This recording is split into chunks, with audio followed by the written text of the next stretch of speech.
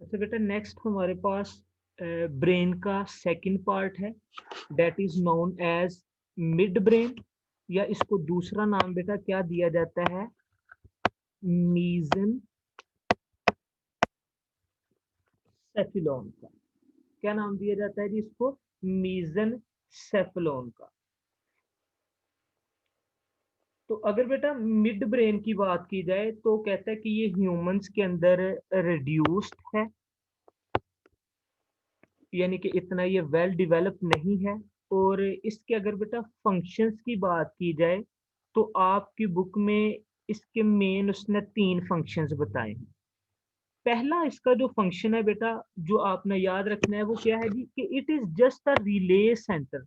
Relay centre बेटा हम एक स्टेशन को कहते हैं कि जो जहां से चीजें गुजर कर एक जगह से दूसरी जगह पे जा रही हो, यानी कि जो राबते का काम करवा रहा हो। तो ये हमारे पास जो मिड ब्रेन है, इट इज रिले सेंटर, यानी कि ये एक कनेक्टिंग लिंक है, ये राबता करवा रही है किसके दरमियान, between hind brain and fore brain. जो फोर ब्रेन अभी हमने पढ़ा है उसके दरमियान, और जो हाइंड ब्रेन है उन दोनों के दरमियान बेटा ये रिले सेंटर, यानी कि उन दोनों को कनेक्ट कर रहा है, उन दोनों को जोड़ रहा है, उन दोनों का एक दूसरे के साथ राबता करवा रहा है। और इस रिले सेंटर के लिए, या इस कनेक्टिंग सेंटर को बेटा जो चीज यहाँ पे बना रही है, that is known as reticular formation. ये रेटिकुलर फॉर्मेशन बेटा क्या है, it is an intricate system of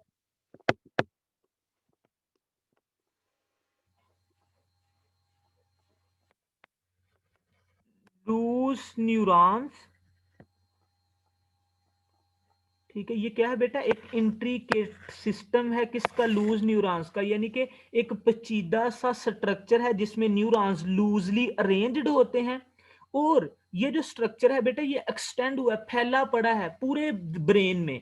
और ये रेटिकुलर फॉर्मेशन जो है, या ये जो स्ट्रक्चर है, ये क्या कर रहा है कि फोर ब्रेन और हाइंड ब्रेन को एक दूसरे के साथ कनेक्ट करवा रहा है, एक दूसरे के साथ राबते में लेके आ रहा है। और यही रेटिकुलर फॉर्मेशन जो है आपकी बुक में लिखा गया है कि ये क्या करता है कि स्क्रीनिंग ऑफ इनपुट, यानी कि जो इंफॉर्मेशन ब्रेन के हाई एरियाज की तरफ जा रही होती है। मतलब बेटा ये देखें, ये मिड ब्रेन है, ये हाइंड ब्रेन था, ये है जी फोर ब्रेन। ठीक है, ये है फोर ब्रेन, ये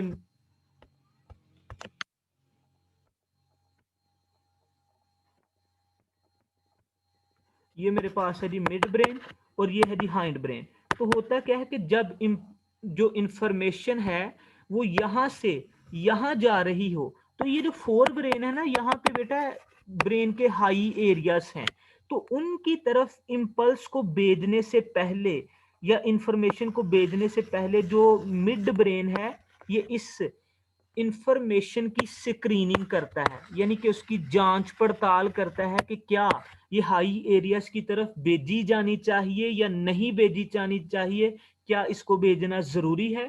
तो जो स्क्रीनिंग ऑफ इनपुट या screening of information before sending it towards the high areas of brain करना है, ये फंक्शन बेटा किसका है जी, मिड ब्रेन का। तो पहला फंक्शन बेटा मैंने आपको मीजनसेफलोन या मिड ब्रेन का क्या बताया, कि इसके अंदर एक न्यूरॉन्स का बना हुआ पेचीदा स्ट्रक्चर बन रहा है, जो यहां से बनकर आगे पूरे ब्रेन में फैल रहा है, यानी कि फोर ब्रेन की तरफ, जिसको हम रेटिकुलर फॉर्मेशन कहते हैं। और ये रेटिकुलर फॉर्मेशन रिले सेंटर का काम करता है, यानी कि मिड ब्रेन के अंदर ये स्ट्रक्चर जो है, ये हाइंड ब्रेन और फोर ब्रेन दोनों को आपस में कनेक्ट करवा रहा है। और साथ साथ ये ब्रेन के जो हाई एरियाज हैं उनकी तरफ इंफॉर्मेशन को भेजने से पहले उस इंफॉर्मेशन की जांच पड़ताल करेगा, उस इंफॉर्मेशन को एनालाइज करेगा कि क्या इस इंफॉर्मेशन को हाई एरियाज की तरफ भेजा जाना चाहिए या नहीं भेजा जाना चाहिए। एक फंक्शन बेटा मिड ब्रेन का ये हो गया। उसके बाद जो सेकंड फंक्शन है हमारे पास, वो क्या है जी, कि it acts as auditory relay centre. इससे मुराद क्या है, इससे मुराद बेटा ये है कि जो हमारे पास मिड ब्रेन है, इसके अंदर एक ऐसा एरिया भी होता है कि जो हमारे हमारे ईयर्स से आने वाली जो इम्पल्सेस हैं उनको रिले कर रहा है, यानी कि उनको सेंड कर रहा है कहां पे, to the primary auditory cortex. Primary auditory cortex, तो यहां पे बेटा ये पॉइंट जरा गौर से सुनिएगा कि मिड ब्रेन का एक एरिया है, इस एरिया को बेटा हम कहते हैं इंफीरियर इंफीरियर कोलिक्यूलाई। इंफीरियर कोलिक्यूलाई ये क्या करता है, ये एरिया हमारे ईयर्स से यानी कि हमारे कानों से आने वाली ऑडियो रिलेटेड जो इम्पल्सेस हैं, इंफॉर्मेशंस हैं, उनको रिले करता है, सेंड करता है, भेजता है कहां पे, to the primary auditory cortex, यानी कि जो सेरिब्रम का कॉर्टेक्स का जो प्राइमरी ऑडिटरी एरिया है ना बेटा, ये उसकी तरफ भेजेगा ताकि वहां पे जाके इनकी इंटरप्रिटेशन हो सके और हमें साउंड का जो है वो एहसास हो।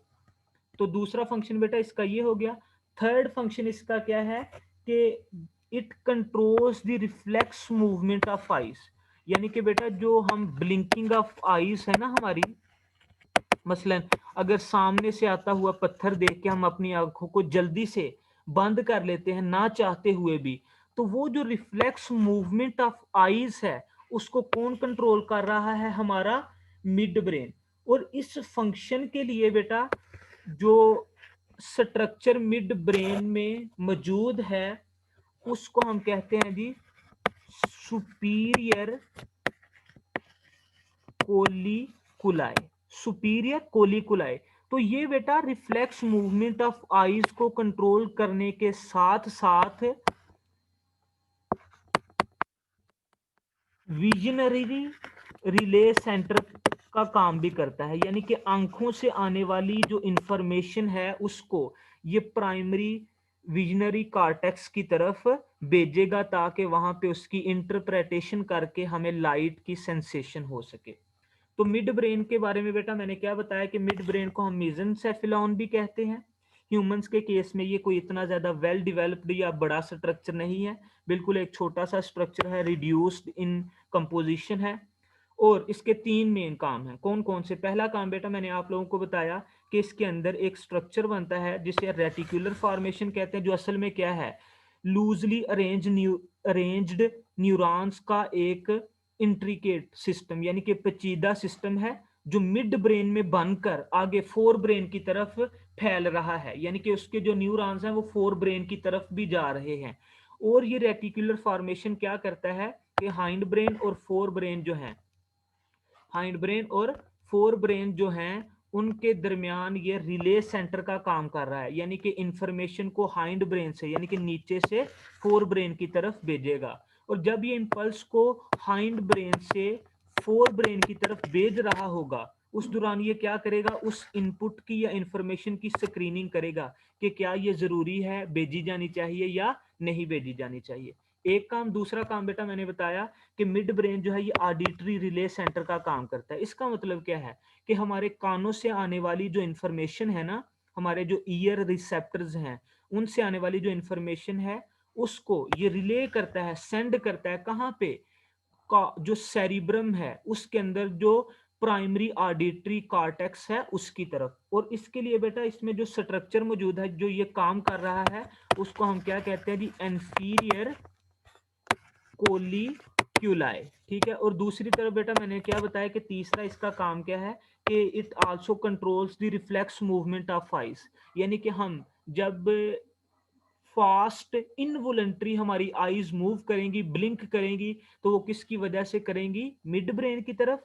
लेकिन रिफ्लेक्स मूवमेंट ऑफ आईज को कंट्रोल करने के साथ साथ हमारे मिड ब्रेन का ये वाला एरिया जो है ये हमारे विजनरी रिले सेंटर का काम भी करता है, यानी कि आंखों से आने वाली जो इम्पल्स है उसको ये सेरिब्रम की तरफ भेजेगा।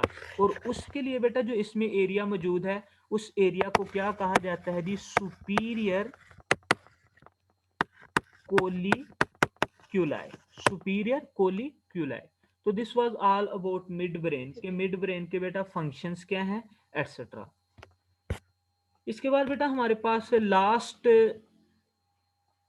जो ब्रेन का हिस्सा है इसको हम हाइंड ब्रेन कहते हैं या इसको रोम्बन सेफलोन का नाम दिया जाता है, रोम्बन सेफलोन का नाम। इसके बेटा तीन आगे सब पार्ट्स हैं, हाइंड ब्रेन के आगे तीन सब पार्ट्स हैं, वो कौन कौन से? पहला है बेटा हमारे पास मेड्यूला ऑब्लंगेटा, मेड्यूला ऑब्लंगेटा। दूसरा है बेटा हमारे पास यहाँ पे पॉन्स वेरोलाई, और तीसरा है बेटा हमारे पास सेरिबलम। एक बेटा सेरिब्रम था, सेरिब्रम है फोर ब्रेन का हिस्सा, और जबकि यहाँ पे ये क्या है सेरिबेलम। ठीक है, तो मैंने क्या बताया बेटा यहाँ पे आप लोगों को कि हमारा जो हाइंड ब्रेन है इसको रोम्बन सेफिलोन का नाम भी दिया जाता है, और इस रोम्बन सेफिलोन के आगे तीन सब पार्ट्स हैं, कौन कौन से? मेड्यूला ऑब्लंगेटा, पोन्स वेरुलाई और सेरिबलम। अभी इन तीनों सब पार्ट्स को बेटा हमने वन बाय वन डिस्कस करना है कि मेड्यूला ऑब्लंगेटा का क्या काम है, इसकी पोजीशन कौन सी है, पोन्स वेरुलाई का काम क्या है, उसके बाद सेरिबलम का काम क्या है, एटसेट्रा। तो इनकी बेटा अगर हम पोजीशंस को देखें तो ये हमारे पास यहाँ पे ये पोन्स वेरुलाई है, मिड ब्रेन से बिल्कुल नीचे ये मिड ब्रेन है, और मिड ब्रेन से बिल्कुल नीचे हमारे पास पोन्स वेरुलाई है। उसके बाद ये वाला जो स्ट्रक्चर है ये मेड्यूला ऑब्लंगेटा है। ठीक है, नीचे फिर स्पाइनल कार्ड स्टार्ट हो जाएगा, और इस तरफ ये बिल्कुल बेटा जो लीफ लाइक स्ट्रक्चर आपको एक साइड पे लिटरल साइड पे नजर आ रहा है, दिस इज सेरिबलम। और यहाँ पे एक और इंटरेस्टिंग चीज बेटा, ये इतना इतना जो स्ट्रक्चर है ना बेटा ये वाला, जिसमें मिड ब्रेन पोन्स और मेड्यूला आ रहे हैं, मिड ब्रेन पोन्स और मेड्यूला आ रहे हैं, इसको हम ब्रेन स्टेम के नाम से भी जानते हैं। Mid brain plus pons plus medulla oblongata, इन तीनों पर मुश्तमिल जो स्ट्रक्चर है बेटा इसको ब्रेन स्टेम भी कहा जाता है। तो ये डायग्राम में बेटा इनकी जो लोकेशंस थी उनके बारे में मैंने बताया कि यहाँ पे मिड ब्रेन के बिल्कुल नीचे ये पॉन्स है, यहाँ पे मेड्यूला ऑब्लंगेटा, और सेरिबलम जो है वो इनके दरमियान नहीं होगा बल्कि एक साइड पे लिटरल साइड पे लीफ लाइक स्ट्रक्चर जो मौजूद है, दैट इज सेरिबलम। और असल में बेटा इसके भी दो हाफ्स होते हैं, देयर आर टू हाफ्स। ठीक है, जिनको हम सेरिब्रल हेमिस्फीयर्स नहीं कहते बल्कि कहते हैं सेरिबेलर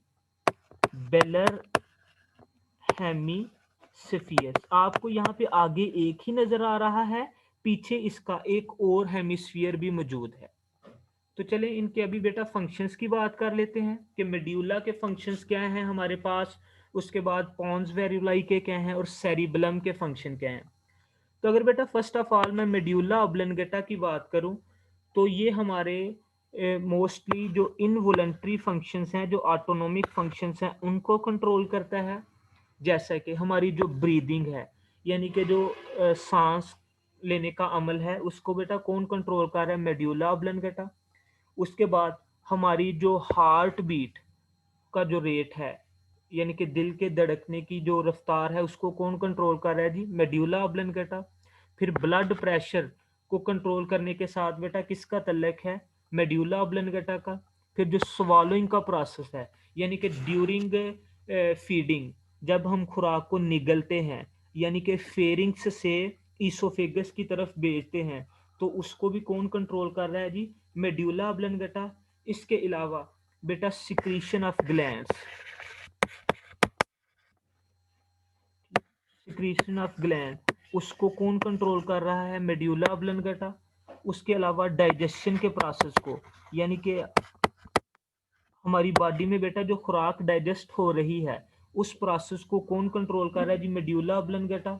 फिर उसके बाद बेटा हमारी गट यानी कि एलिमेंट्री कैनाल के अंदर जो पेरिस्टालसिस होती हैं, यानी कि मस्कुलर कंट्रैक्शन की वो वेव्स जो खुराक को थ्रू आउट एलिमेंट्री कैनाल गुजारने में अपना रोल प्ले करेंगी, उनको भी कौन कंट्रोल कर रहा है जी? Medulla oblongata. फिर उसके बाद वॉमिटिंग, कै आना, ठीक है, उसको वॉमिटिंग के प्रोसेस को बेटा कौन कंट्रोल कर रहा है? Medulla oblongata. फिर कफिंग, हम जो खांसते हैं, खांसी को कौन कंट्रोल कर रहा है? Medulla oblongata. फिर उसके अलावा बेटा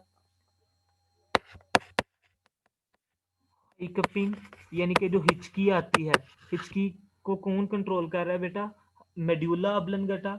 उसके बाद अगर हम बात करें बेटा तो स्नीजिंग, जब हम छींकते हैं तो छींकने को कौन कंट्रोल कर रहा है? मेड्यूला ऑब्लंगेटा, ठीक है। इसके अलावा बेटा ये वेजो कंस्ट्रिक्टर और वेजोडायलेटर, यानी कि ब्लड वेसल्स को डायलेट करने में और कंस्ट्रिक्ट करने में भी अपना रोल प्ले करता है।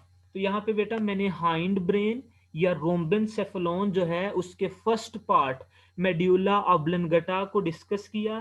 तो इसके बेटा बहुत ही मेन फंक्शंस हैं, यानी कि ये हमारे बहुत ही जो ऑटोनोमिक या इनवॉलंटरी फंक्शंस हैं, जैसा कि ब्रीथिंग हो गई, ठीक है, फिर हार्ट रेट हो गया, ब्लड प्रेशर, स्वॉलोइंग, उसके अलावा जो वॉमिटिंग का प्रोसेस है, फिर कफिंग, हाइकपिंग, ठीक है, फिर सिक्रीशन ऑफ डाइजेस्टिव ग्लैंड्स, यानी कि लिवर्स वगैरह की सिक्रीशंस के साथ भी इसका तल्लक है। फिर डाइजेशन का जो प्रोसेस है, यानी कि जो कम्प्लेक्स मॉलिक्यूल्स हमने अपनी फूड में खाए थे उनको जो सिंपल मॉलिक्यूल्स में ब्रेक डाउन उनकी की जा रही है, उसको कंट्रोल करने में भी इसका रोल है। फिर गट की जो पेरिस्टालसिस हैं, यानी कि गट के अंदर जो मस्कुलर कंट्रैक्शन की वेव्स चल रही हैं, उनको भी ये कंट्रोल कर रहा है। फिर उसके अलावा बेटा स्नीजिंग वगैरह के साथ भी इसका तल्लक है। सेकंड पार्ट है बेटा हमारे पास यहाँ पे पोन्स वेरियोलाई। तो पोन्स वेरियोलाई की बेटा अगर बात की जाए तो एक तो बेटा ये स्लीप वेक साइकिल को कंट्रोल कर रहा है, ठीक है। जिस तरह मैंने कल बेटा हाइपोथैलेमस वाले टॉपिक में भी डिस्कस किया था कि हाइपोथैलेमस और हाइंड ब्रेन के कुछ एरियाज मिलकर हमारा जो डेली स्लीप वेक साइकिल है, यानी कि हमारा उठने का और जागने और सोने का जो साइकिल है उसको कंट्रोल करेंगे। तो स्लीप वेक साइकिल बेटा कौन कौन कंट्रोल कर रहा है? पोन्स, और दूसरा हमने कौन सा पढ़ा था जी? हाइपोथैलेमस। उसके बाद ये मेड्यूला ऑब्लंगेटा के साथ मिलकर, खुद से नहीं बल्कि बेटा ये मेड्यूला ऑब्लंगेटा के साथ मिलकर हमारा जो ब्रीदिंग का या रेस्पिरेशन का जो प्रोसेस है उसको भी ये कंट्रोल करता है। तो पोन्स वेरियोलाई के बेटा सिर्फ दो मेन फंक्शन है। कौन कौन से? एक तो ये फोर ब्रेन के कुछ एरियाज के साथ मिलकर हमारे फोर ब्रेन के कुछ एरियाज के साथ मिलकर ये हमारे स्लीप वेक साइकिल को कंट्रोल करेगा। दूसरा, ये हमारी ब्रीदिंग या जो रेस्पिरेशन का प्रोसेस है उसके रेट और उसके पैटर्न को कंट्रोल करेगा। उसके बाद बेटा हमारे पास ब्रेन ब्रेन का भी और हाइंड ब्रेन का भी लास्ट पार्ट है, that is known as cerebellum. Cerebellum कि अगर बेटा बात की जाए तो यहाँ पे मैंने बताया था कि ये जिस तरह सेरिब्रम के दो हेमिस्फीयर होते हैं, उसी तरह सेरिबेलम के भी दो हेमिस्फीयर्स होते हैं जिनको हम सेरिबेलर हेमिस्फीयर्स कहते हैं। और अगर इसके फंक्शंस की बेटा बात की जाए तो ह्यूमन बॉडी के अंदर इसके बहुत ही इंपॉर्टेंट फंक्शंस हैं, जैसा कि ये क्या करते हैं बेटा, बॉडी मूवमेंट्स को कोऑर्डिनेट करता है ये, यानी कि हमारी बॉडी में जितनी भी मूवमेंट्स हो रही हैं, हम चल फिर रहे हैं, दौड़ रहे हैं, भाग रहे हैं, ठीक है, उनको ये कोऑर्डिनेट करेगा। और उस कोऑर्डिनेशन में ये इस चीज को इंश्योर करेगा कि हमारी जो मूवमेंट्स हैं वो स्मूथ और एक्यूरेट हों। ये ना हो जी एक बाजू यहाँ पे जा रहा है, एक टांग पीछे जा रही है। तो वो जो हमारी स्मूथ और एक्यूरेट मूवमेंट्स, यानी कि जो हमारी गेट, जो चाल है, उस चाल को बेटा कौन कंट्रोल कर रहा है? सेरिबेलम, ठीक है। कि हम चलते हुए जमीन पर गिरते नहीं हैं, ठीक है, हम अपने बाजुओं की और टांगों की मदद से चल रहे हैं, यानी कि चल तो बेटा हमारे हम अपने पाँव की वजह से ही रहे हैं, लेकिन उस दौरान हम देखते हैं कि हम अपने बाजुओं को भी हिलाते हैं। तो उन बाजुओं को हिलाने में असल में रोल किसका है? सेरिबेलम का, ताकि वो बाजू जब मूव करेंगे तो हमारी जो गेट है, ठीक है, उसमें इक्विलिब्रियम रहे, उसमें तवाज़न रहे, हमारी बॉडी का बैलेंस रहे और हम चलते हुए, भागते हुए, दौड़ते हुए गिरे ना। यानी कि ये हमारी बॉडी की पोजीशन को बेटा मेंटेन करेगा। और उसके अलावा बेटा ये हमारे बिहेवियर्स यानी कि हमारी सोशल लाइफ में जो हमारे रवैये होते हैं उनको लर्न करने और उनको मेमोराइज करने में अपना रोल प्ले करता है।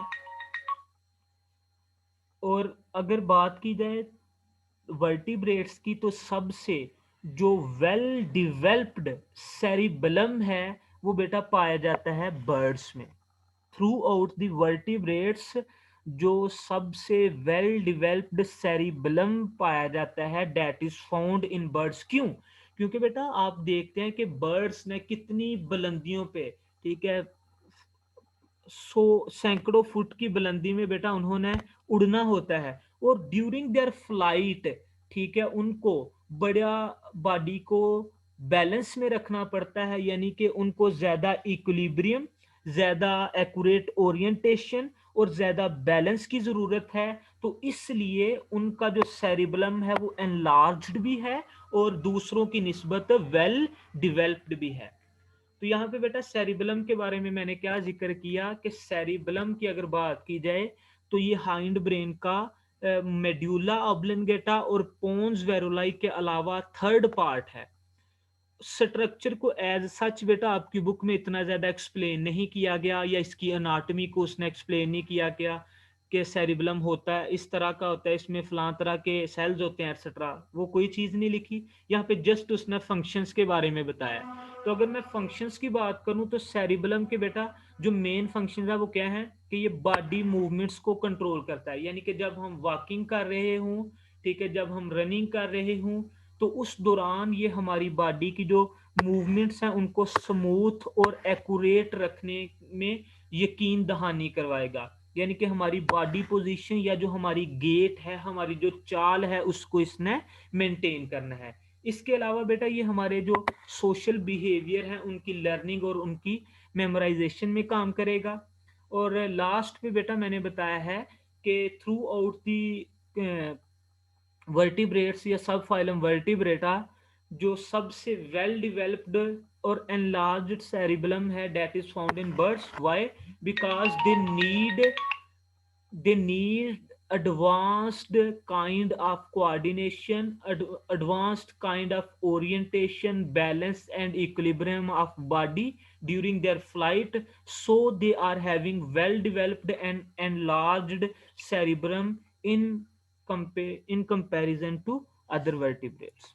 So this was all about hindbrain.